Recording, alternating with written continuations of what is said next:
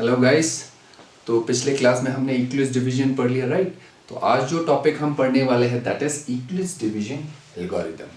ठीक है। तो जब मैंने लेमा को आपको डिफाइन किया था तो तब क्या बताया था कि ऐसा कोई स्टेटमेंट जिसको किसी दूसरे स्टेटमेंट में यूज किया जाए, राइट। तो ऐसे स्टेटमेंट को लेमा कहा था। तो यहाँ पे हम इक्विलिब्रियम डिवीजन लेमा का इस इक्विलिब्रियम डिवीजन एल्गोरिथम में यूज करने वाले हैं। ठीक है। तो this we are done with, right now। आज हम इस टॉपिक को पढ़ने वाले हैं that is equilibrium division algorithm. अब इस इक्विलिब्रियम डिवीजन एल्गोरिथम को मैं स्टार्ट करने से पहले सबसे पहले इसके लिए क्या है, आपका एक थ्योरम का यूज होगा इस स्टेटमेंट में। ठीक है। तो इस चीज को हम सबसे पहले पढ़ते हैं। तो ये जो थ्योरम कहता है क्या है कि if a and b are positive integers such that a is equal to bq plus r, then every common divisor of a and b is a common divisor of b and r and vice versa। ठीक है। मतलब क्या है कि हमारे पास दो positive integers है a और b, राइट। a और b को मैं a is equal to bq plus r के फॉर्म में रिप्रेजेंट कर पाता हूं। तब क्या है कि a और b के जितने भी कॉमन डिवाइजर्स है वो क्या है, b और r के भी कॉमन डिवाइजर्स होंगे। ठीक है। तो let's try to understand this with an example. ठीक है। तो मैं एक छोटा सा एग्जांपल आप लोगों के लिए ले लेता हूं कि लेट्स टेक 12 एंड 18, राइट। 12 और 18 क्या है, तो पॉजिटिव इंटीजर्स है, राइट। अब इन दो पॉजिटिव इंटीजर्स के लिए क्या है, अब इनकी क्या है, सबसे पहले कॉमन डिवाइजर्स निकालते हैं। अब इसको सबसे पहले देखते हैं, a is equal to bq plus r के फॉर्म में लिख पाते हैं कि नहीं। 18 को मैं क्या लिख सकता हूं, 12 into 1 प्लस ये कितना हुआ 6, राइट।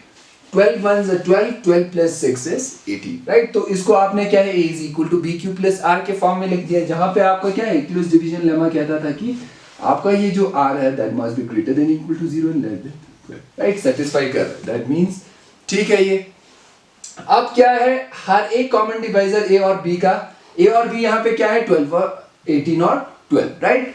12, 18 और 12 के जितने भी कॉमन डिवाइजर्स है वो आपके b और r के भी डिवाइजर्स होने चाहिए, राइट। मतलब 12 और 6 के भी वही कॉमन डिवाइजर्स होने चाहिए, राइट। तो इसी चीज को आप देखने की कोशिश करते हैं। तो 12 के डिवाइजर्स हम लिख देते हैं। 12 के डिवाइजर्स मतलब वो नंबर्स जो कि इसको डिवाइड कर रहा है, राइट। तो 1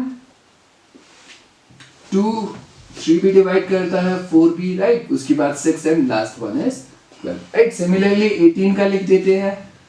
1 डिवाइड करता है, 2 3 not 4 5 6 3 18, then 9 2 the 18, then last one is 18, right. अब इसके कॉमन डिवाइजर्स क्या क्या हो गए, 1 क्या है, दोनों को 1 दोनों को डिवाइड कर रहा है तो ये कॉमन हो गया, 2 भी है, similarly 3 is common and last one is 6, right. तो इसके 4 कॉमन डिवाइजर्स है दैट इज 1 2 3 and 6, राइट। अब क्या कहता है कि every common divisors of a and b is a common divisor of b and r। अब b और r के कॉमन डिवाइजर्स निकालते हैं तो वो क्या है, 1 2 3 और 6 भी इन दोनों के भी कॉमन डिवाइजर्स होने चाहिए, राइट। तो 6 के डिवाइजर्स अगर मैं निकालूं तो 6 क्या है, 1 डिवाइड करता है, 2 3 एंड 6, राइट। तो 12 के डिवाइजर्स तो आपने जस्ट अभी लिखे 1 2 3 4 6 एंड 12, राइट। तो इसके कॉमन डिवाइजर्स 1 हो गए, 2 3 and last one is 6, right. तो यहाँ पे देखो कि 6 और 12 के भी 1 2 3 एंड 6 है और 12 और 18 के भी ये है, राइट। तो ये थ्योरम क्या है, यहाँ पे सेटिस्फाई हो रहा है, राइट। मतलब क्या है, a और b के जितने भी कॉमन डिवाइजर्स है वो आपके b और r के भी कॉमन डिवाइजर्स होंगे, राइट। अब इसी के बेस पे ये एल्गोरिथम आपका इसमें इस चीज का एल्गोरिथम में यूज होने वाला है, राइट। उसी के बेस पे आपका ये जो भी चीज ये फाइंड करेगा वो आपका आ जाएगा। ठीक है। तो सबसे पहले हम डिस्कस करते हैं कि what is the use of equilibrium division algorithm. ठीक है। तो इक्विलिब्रियम डिवीजन एल्गोरिथम को हम क्या है, किसी दो पॉजिटिव इंटीजर्स के हाईएस्ट कॉमन फैक्टर को निकालने के लिए यूज करते हैं, राइट। अब हमें इस चीज की जरूरत क्यों पड़ी, क्योंकि हमें पता है हाईएस्ट कॉमन फैक्टर निकालना किसी दो पॉजिटिव इंटीजर्स का, right, by prime factorisation method आप लोगों ने पहले पढ़ा हुआ है। बट अगर आपके वो दो पॉजिटिव इंटीजर्स बहुत ज्यादा बड़े हो जाते हैं तो उस केस में ये जो प्राइम फैक्टराइजेशन मेथड है that gets very complex, right. तो उस केस में आप क्या है, इक्लिप्स डिवीजन एल्गोरिदम का यूज कर सकते हो to find the highest common factor. कब? जब आपके इंटीजर्स क्या है, बहुत ही बड़े हो जा रहे हैं, राइट। तो इसके क्या है, अब सबसे पहले मैं वर्ड ये जो एल्गोरिदम है इसको समझा देता हूं कि ये इसका मतलब है क्या। अब एल्गोरिदम हम के ऐसे फिक्स डिफाइंड स्टेप्स को कहते हैं जो कि क्या है, किसी पर्टिकुलर प्रॉब्लम को सॉल्व करने के लिए हमेशा यूज किया जाए, राइट। तो मैथमेटिक्स में अगर आपके पास कोई भी प्रॉब्लम को सॉल्व करने के लिए किसी फिक्स डिफाइंड स्टेप्स को आप हमेशा फॉलो करते हो, तो मैथमेटिक्स में उन फिक्स डिफाइंड स्टेप्स को आप क्या कहते हो, एल्गोरिदम, राइट। नाउ इसमें क्या है, हर एक स्टेप में आप नंबर्स का डिवीजन करोगे, तो इसलिए इसको डिवीजन एल्गोरिदम कहा गया। Now this algorithm is given by mathematician Euclid, so he named it as Euclid's division algorithm। ठीक है, तो इसके स्टेटमेंट पे इसके स्टेप्स पे जाते हैं जिसको हमने फॉलो करके क्या है, हाईएस्ट कॉमन फैक्टर निकालना है, राइट।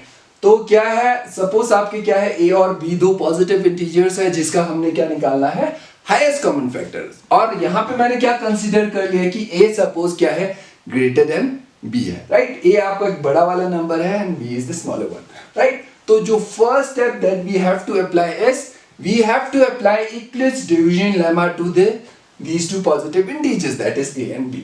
जब इन दोनों पे आप Euclid's division lemma लगाओगे तो क्या है, उन दो के लिए आपको दो इंटीजर्स मिलते हैं, that is q and r, right. तो यहाँ पे मैंने उनको क्या नाम दे दिया, q1 and r1, such that उसको इस फॉर्म में रिप्रेजेंट किया, तो रिमाइंडर आपका क्या है, greater than equal to 0 and less than b, that is less than divisor, right।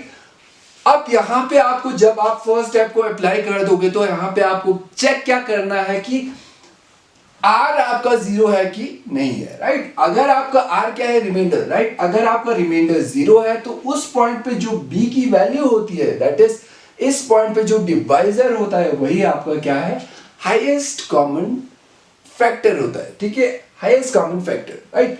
Similarly अगर r आपका 0 नहीं होता है तो फिर से आपने Euclid's division लेमा लगा देना है, किस पे, अब इस टाइम जो डिवाइजर और रिमाइंडर है उन दोनों पे आपने क्या है, Euclid's division लेमा लगा देना है, राइट।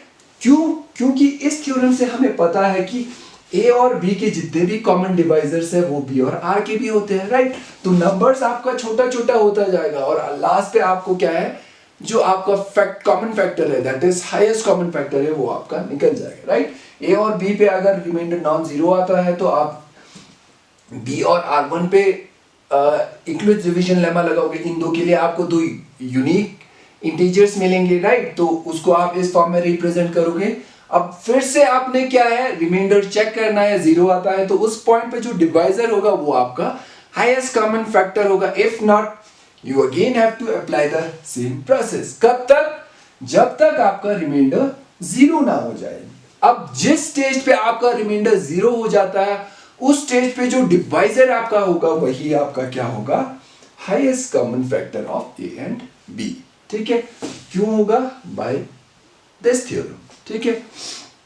अब इसके बेस पे हम एक एग्जांपल देखते हैं। तो जो एग्जांपल हम देखने वाले हैं, तो इसको मैं रब कर देता हूं अभी। सो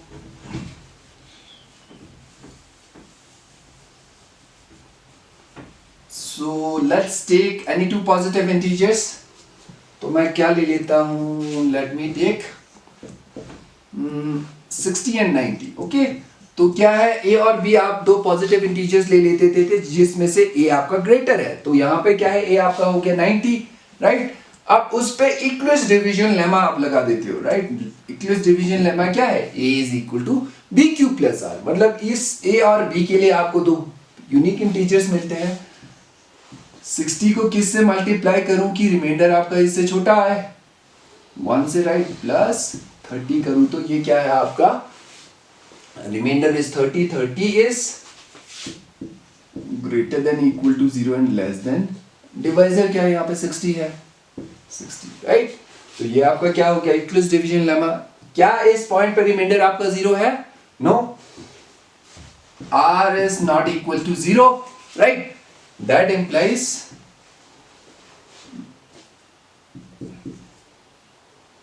again apply equilibrium division lemma, right. EDL जब भी मैं लिख रहा हूं इसका मतलब क्या है, इक्विलिब्रियम डिवीजन लेमा। EDA मतलब इक्विलिब्रियम डिवीजन एल्गोरिथम, ठीक है, मैं शॉर्ट फॉर्म में लिख दे रहा हूं बस। अब इसके बाद क्या है, फिर से इक्विलिब्रियम डिवीजन लेमा किस पे लगा देना है आपने, इस पॉइंट पे जो डिवाइजर और रिमाइंडर है, दैट इज 60 एंड 30, ठीक है। तो 60 इज इक्वल टू 30 इंटू 30 को किससे मल्टीप्लाई करूं कि मुझे 60 मिले, या फिर रिमाइंडर मेरा 30 से कम हो। अगर 30 को 2 से मल्टीप्लाई करूं तो 60 आ जा रहा है, तो रिमाइंडर आपका 0 आ जा रहा है। Now R is equal to 0, that implies HCF of 60, 90 is equal to, इस पॉइंट पे डिवाइजर आपका क्या है, this is your divisor, right. तो इस पॉइंट पे जो डिवाइजर होगा वही क्या होता है, इसका हाईएस्ट कॉमन फैक्टर। तो HCF of 60 और 90 क्या आ गया, 30 आ गया, ठीक है। So this is all about equilibrium division algorithm, ठीक है। अब इसी चीज को हम क्या है, अब यहाँ पे आपने दो पॉजिटिव इंटीजर्स पे अप्लाई किया, right. Now if we have to apply it, if we have to find the highest common factor of 3 positive integers, तब आपने करना क्या है, राइट। तो मैं इसको एग्जांपल के हेल्प से जल्दी से समझा देता हूं। तो let me take the third number, इन्हीं दो को ले लेता हूं, ओके। तो अगर आपका तीसरा नंबर सपोज 50 है, तो इस पॉइंट पे आपका हाईएस्ट कॉमन फैक्टर क्या होगा, लेट्स ट्राई टू सी। इन तीनों का HCF निकालना है, ठीक है। अब क्या है, उसके लिए आपने करना क्या है, सबसे पहले इन तीन में से किसी भी दो पॉजिटिव इंटीजर्स को आप सेलेक्ट कर लो, किसी भी दो को, ठीक है। और उन दो का आपने हाईएस्ट कॉमन फैक्टर निकालना है। वो आपको पता है by equilibrium division algorithm, right. Same जो प्रोसीजर मैंने यहाँ पे फॉलो किया उसी चीज को आपने करना है, और उसका HCF निकालना है, राइट। तो वो जो HCF, दो पॉजिटिव इंटीजर्स का HCF आता है, उसका आप तीसरा जो नंबर है उसके साथ आप लोगे और उन दोनों का हाईएस्ट कॉमन फैक्टर निकालोगे, और वही आपका क्या होगा, H से निकाला है 30, राइट।